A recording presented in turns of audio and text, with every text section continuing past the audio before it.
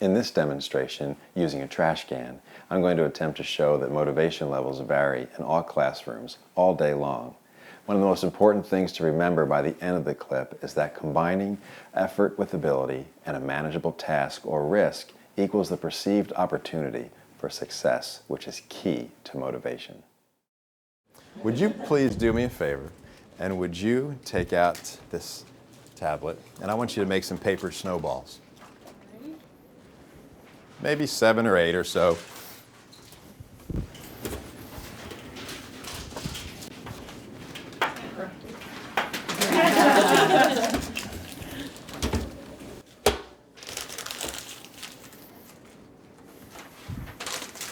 Here's another one.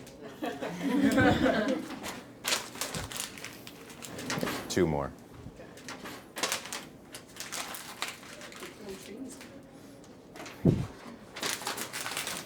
Okay. Now, what I'd like you to do is attempt to throw one of those in the trash can. Okay? Do it again. All right, stop there. What's going to happen to her motivation level if I keep this trash can right here the entire time? What do you think is going to happen? It's going to go down. Why? It's easy. And she's going to get bored, right? All right. Let's do this.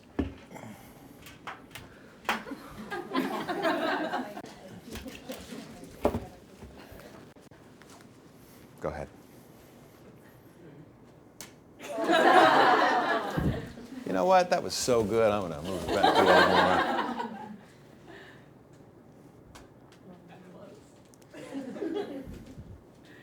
Go ahead. Yeah, do it again. Okay, so one more. Go ahead. All right, now, has she made one? What's going to happen to her motivation levels? They're going to decrease. Why? It's too hard. She's going to get frustrated. So here, we're too bored.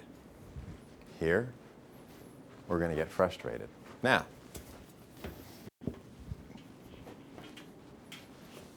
let me get you.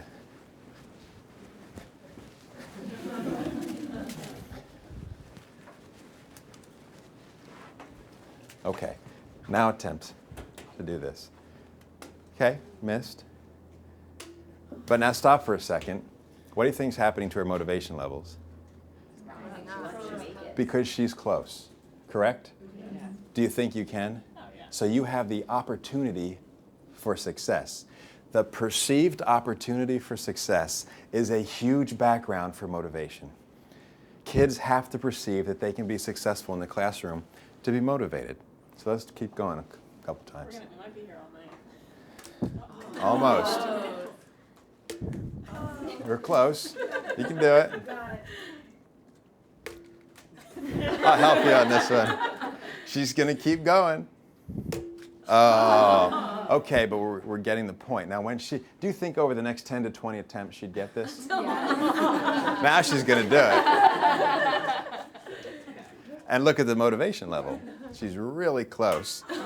Here, let's give you a few more tries.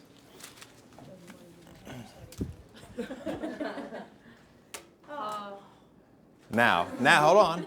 As a teacher, what might I sense? She might soon, so what might I have to do? Okay? Okay, now what can I do? I can gradually move this back. It speaks to several different things.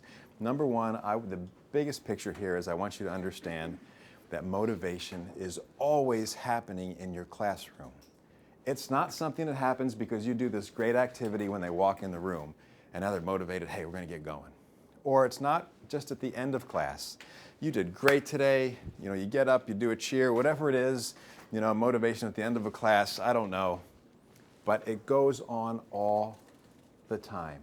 Every moment, your kids have different motivation levels. And that is one of the most difficult jobs as a teacher, to keep them all motivated and moving forward. This also speaks to what? Differentiation, doesn't it? Differentiation has a lot to do with motivation. Do all kids come to you at the same readiness levels? Not at all. Not at all. For some kids, I need to do this.